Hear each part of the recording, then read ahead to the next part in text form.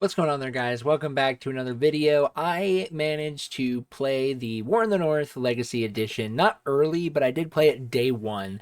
And I want to just give some of my thoughts on the port and just talk about kind of whether or not you should buy it, especially if you're somebody who has played the original game. Now, I do just want to give one little quick disclaimer. The only thing I have yet to test on the new game is the fact that it is the online multiplayer. I haven't played that at all yet. I have plans to do that sometime this week, and I think I'll make a separate video talking about the multiplayer experience and what that will look like going forward for the War in the North Legacy Edition. So, overall, I'm just going to give the kind of TLDR. The port is okay. It's not great. It's not horrible. There are some things that I definitely like that they made some really good changes to, and there are a few things that I think they need to still work on a little bit. And I'll talk about those in this video. That's kind of just overall what is going to be this video is going to be my review, my thoughts, all that kind of stuff. So the first thing is I did this directly from a speedrunning perspective. Because I've speedrun the game multiple times, I didn't care about the story. It was something that I know the story like the back of my hand. I really didn't think it was all that necessary for me to focus on that. So I'm not going to be focusing on the story in this game, in this review. This is purely all going to be the gameplay changes that happened from the original game to the new game. So the first thing I want to talk about is the switch mechanic. This is a big change that comes from the original game to the new game. In the original game, if you are running around as your individual characters, you actually cannot switch characters in the middle of combat. But in the Legacy Edition, they made a point to be able to give you the ability to switch from one character to another on the fly. So this gives you more access to certain secrets, as well as it does give you more freedom and expression in combat. However, it comes with a significant problem. They didn't change the AI from the original game. Now, you might wonder why this makes a big deal. Well, this is what this is for. I can explain. So, in the original game, the AI, with not having the ability to switch between characters, they didn't have any real way to keep track of their resources. And so, you can just have the AI do kind of whatever. They'll shoot as many arrows as they want. They will use as much magic as they want, and you don't have to worry about expending your own potions and resources in order for them to use them. However, in the new game, they treat the individual AIs as their own player. They have their own unique inventories, their own stat builds, their own equipment, their own ability trees. Everything is unique in that regard, which from a gameplay perspective is great, except that they didn't adjust the AI accordingly. So the AI within War in the North, if you are not actively controlling all three characters, they will just resource dump constantly. So in my speed run, when I was trying to build Eridan, I constantly was finding him without any arrows, and so building him as a dexterity build, ranger build, like is normally most optimal in the any percent speed run, did not work well whatsoever, and in the middle of my run, I had to completely pivot how his build worked. How are you? Oh my gosh, this they have to fix that. And that cost me a lot of time. Now, in the sense of a co-op run, it wouldn't matter too much because you're going to have 3 players or 2 players, however many players you're going to end up having, and so that doesn't make a major deal there, but it does affect how you will play with each of the individual characters. And especially building on top of that switch mechanic as well, because of the fact that the AI were just resource dumping the entire time, and if you did go to switch, usually you had no resources to work with, and so there really was no point unless you were looking for secrets in each level. That was kind of the only real benefit to being able to do the switch with the individual party members. You're able to then find all of the secrets in one playthrough. That makes it a lot easier. So for you achievement hunters, you don't have to do one playthrough with each individual character to try and find all of the individual secrets, but can instead find them all at once. Another nice thing is, again, you don't have to have 3 individual save files. You can just have one save file for all of your characters. You can build them all however you want, And so if you wanted to switch back and forth and adjust inventories and things like that, you could do that. Personally, I think that's a lot more of a pain in the neck. Just because of how the AI is. So I personally am not the biggest fan of how they do the switch mechanic. I think there are ways that it could be improved upon. I think if the AI was just changed and then that would be a way that could fix those problems. Another thing in regards to this that really adds to the lacking of resources, drops can only be picked up by the character that you are controlling. Any NPC drops that happen don't get picked up by the AI. So again, for instance, with Eridan, if I am actively controlling Eridan and I kill an archer, they will drop arrows. If I am controlling Farin and I kill an archer, they will drop bolts. And the really unfortunate and frustrating part is there is no way for the AI to be able to get drops for the items that they need to keep their own resources.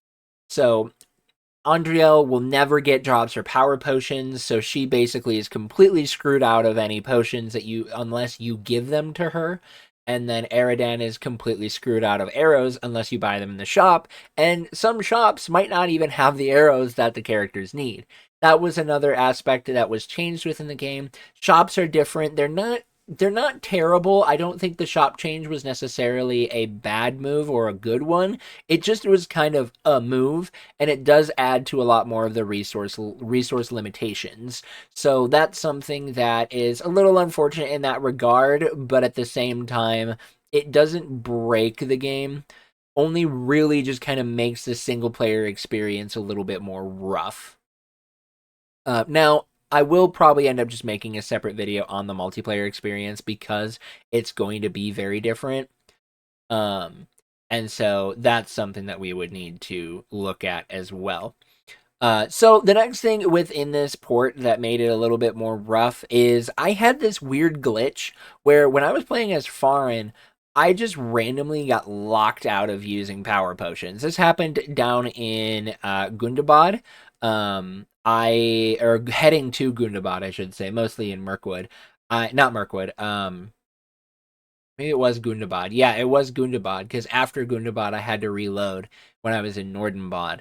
Yeah, so I couldn't use power potions at all, which means that unless I had a level up, Farin was not using power potions, and it caused me to completely have to reload the game. It was a completely obnoxious moment, and even when I could use power potions, I could only use them once my energy was below a certain level. With Eridan and Andriel, this didn't happen.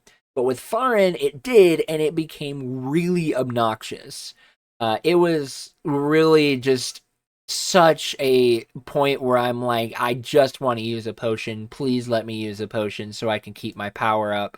And it just became so frustrating, especially in the middle of a speed run. And a casual playthrough, you might not notice it so much. But in terms of a speed run, it definitely really causes problems. And I'm just going to make this quick note here, guys. I am giving my thoughts purely from a speedrunning perspective mostly, because this is where I do play this game a lot.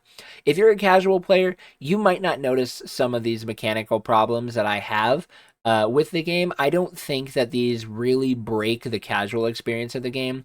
It mostly just makes for a more difficult and more frustrating speed run with seeing the way that the game puts all of these things together. Moving on to the next thing, though, the lock-on mechanic is introduced in this game, and honestly, when it comes to the melee, I do not like the lock-on.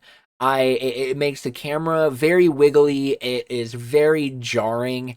The lock-on icon looks fine, but the overall lock-on experience on melee combat is absolutely terrible. However, lock on ranged combat is absolutely goated. It basically gives you a free aim assist. The aiming in the game is a little bit more precise in the new version versus what it was in the original. But the lock on just basically negates it because you just can lock onto your target the whole time and you won't miss.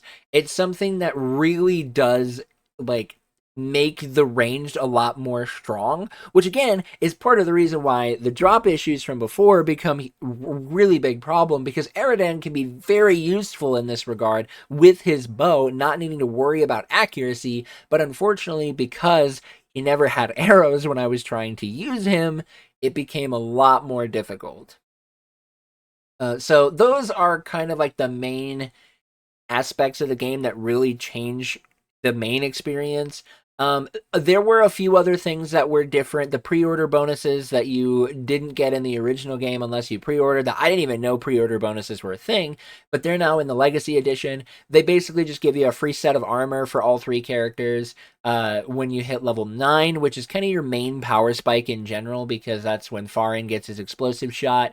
Andriel should have her explosive shot by that point, and just every character becomes like, it's like your main power spike for each of the characters. And so to have that set of armor is a nice thing to kind of complement on top of it. You do also get weapons, but since we're speedrunning and we got some really good RNG with our weapons, the weapons that I got from those pre-order bonuses ended up being basically useless.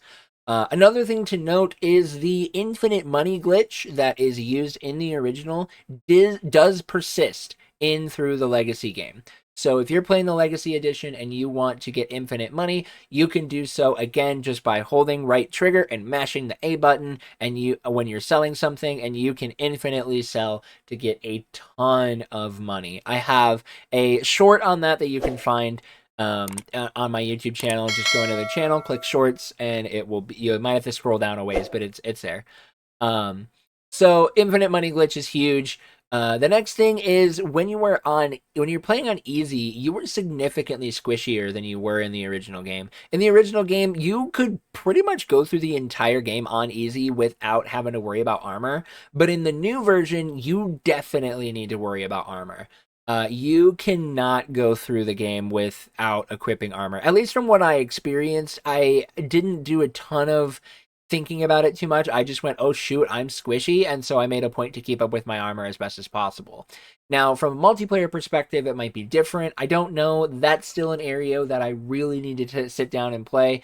So again, I'll have a whole separate video on the multiplayer experience when I get to that point. The lads of me, Slade, and Bloody Lifetime will get together to do a run on the new version, so that way we can see the differences and test the net code and really just kind of get the feeling for what the co-op versions are going to look like. Another change that I can see that is there is when you are controlling Belleram. In the original game, you can call in Belleram while you are aiming in with your bow. And that was something that I really enjoyed. It really helped me to be able to build a level of precision on how I was calling in Belleram. Uh, but in the new version, that doesn't happen. You're not able to call in Belleram from aiming. And so in certain instances in the speedrun again, where you need to use Belleram, it's a lot more difficult to get him to be where you want him to be. And so it really becomes more difficult to use Belleram efficiently. And maybe they wanted to do that because Belleram was just kind of a get out of jail free card in the original game. But in the new version, it is very rough, and pretty much only want to use him if you're fighting a troll, or in areas where you are absolutely necessary. Another thing with Belleram, because I haven't mentioned this yet, this is a story spoiler, so if you have not finished the game and you don't want a story spoiler, then you don't want to watch this part of the video. I'll give a timestamp for you to be able to skip to, so that way you can skip the story spoiler. But with Belleram, in the final fight with Agendaur, when you call him in the original game, you can skip the cutscene, but sometimes when you skip the cutscene, Agendaur would just not show up. And that is something that is fixed in the new game, but that cutscene is now completely unskippable. So I don't even know if it's worth it from the speedrunning perspective now to do this trick, to use Belleram, because you have to watch Belleram's death scene the entire time, and you don't get to skip it in the end. That's something that, again, from a speedrunning standpoint, is really frustrating, because in our co-op runs, we found a way to negate that glitch, and we found a way to negate the soft lock by having whoever was the third player call in Belleram.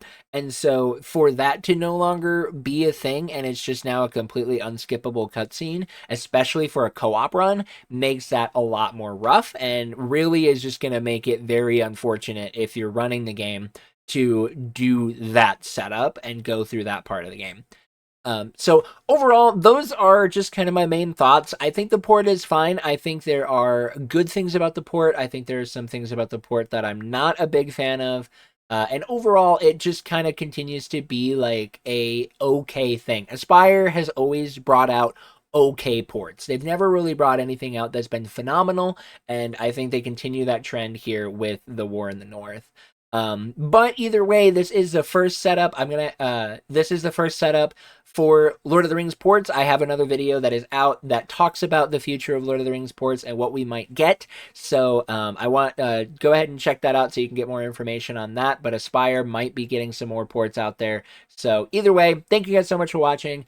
As always, I do want to give a huge shout out to all of my Ko-Fi supporters. You guys are the ones that help to make this channel possible. If you would like to support the channel on Ko-Fi, you can do so through the link down in the description below. Supporting on Ko-Fi right now is the best way that you can support financially, even though I did just unlock channel memberships as well as super chats and things like that. So make sure you guys join on the YouTube live streams if you want to further support that way.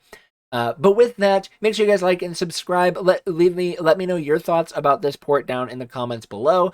This really does help the videos and helps to push through the YouTube algorithm. And I'm really trying to hit YouTube Partner by the end of this year. There are a lot of changes coming to the YouTube Partner program, so I want to try and hit it before it becomes even more difficult to do so. So would really appreciate your guys' help on that. But with that, you are loved, you are valued, you are fearfully and wonderfully made, and we will see you right back here in the next one. Have a wonderful rest of your day, everybody.